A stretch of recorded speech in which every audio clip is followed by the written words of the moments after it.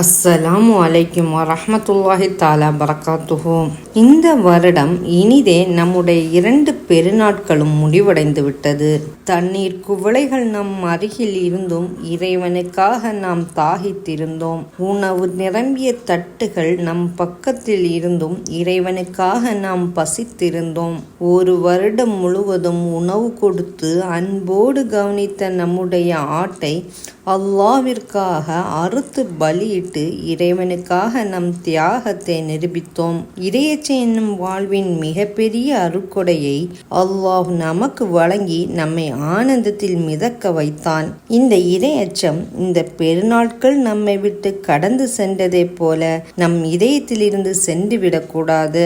இறையச்சத்தை நாம் தக்க வைத்துக் கொள்ள வேண்டும். சின்ன சின்ன விஷயங்களில் கூட இதர மாதங்களில் நாம் இறையச்சத்தை இழந்து விடுகிறோம். பொய் பேசுகிறோம், புறம் பேசுகிறோம், அடுத்தவர் மனதை புண்படுத்துகின்றோம், தான் என்ற ஆணவத்தில் அலைகின்றோம். இதற்கெல்லாம் காரணம் நம் மனதில் அல்லாஹ்வின் மீது பயம் இல்லாததுதான். இறைவனின் மீது பயம் இருந்தால் நாம் ஷைத்தானின் பிடியில் சிக்கி தவிக்க மாட்டோம். இந்த துனியாவில சோதனைகள் வரும், கஷ்டங்கள் வரும். ஷைத்தான் நம்மை அவன் இழுப்புக்கெல்லாம் இழுப்பான். இறைவன் உனக்கு என்ன செய்தான்? நீ நல்லதுதான் இந்த உலகத்தில் செய்றாய், அவன் கஷ்டம் மட்டும்தானே தருகிறான், உனக்கு என்ன பலன்தான் கிடைத்தது என்றெல்லாம் உங்களை சிந்திக்க வைப்பான். அசந்து விடாதீர்கள் சகோதர சகோதரிகளே. இறைவனின் நேசமும் பயமும் இருந்தால் சொற்ப காலம்தான் நமக்கு கஷ்டம். விரைவில் வெற்றி நம்மை நோக்கி வந்து கொண்டே இருக்கும். அதில் நம்பிக்கை இழக்காதீர்கள்.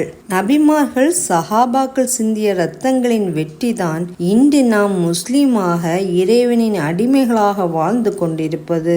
இறைவனின் மீது கடுகளவும் ஈமான் குறையாமல் இந்த பெருநாட்களில் நாம் நல்லறம் புரிந்தோமோ அது போல இனி வரும் இதர மாதங்களிலும் நாம் நல்லமல் செய்து ஈருலக வெற்றியும் அடைவோம். ஜன்னத்துல் ஃபிர்தோஸ் என்னும் உயர்ந்த சொர்க்கத்தில் செல்லும் பாக்கியத்தையும் நாம் பெறுவோம் இன்ஷா அல்லாஹ். அல்லாஹ் இதற்கு கிருபை செய்வானாக. ஆமீன் ஆமீன் யா ரப்பில் ஆலமீன். அஸ்ஸலாமு அலைக்கும் வரஹ்மத்துல்லாஹி தஆலா பரகாத்துஹு.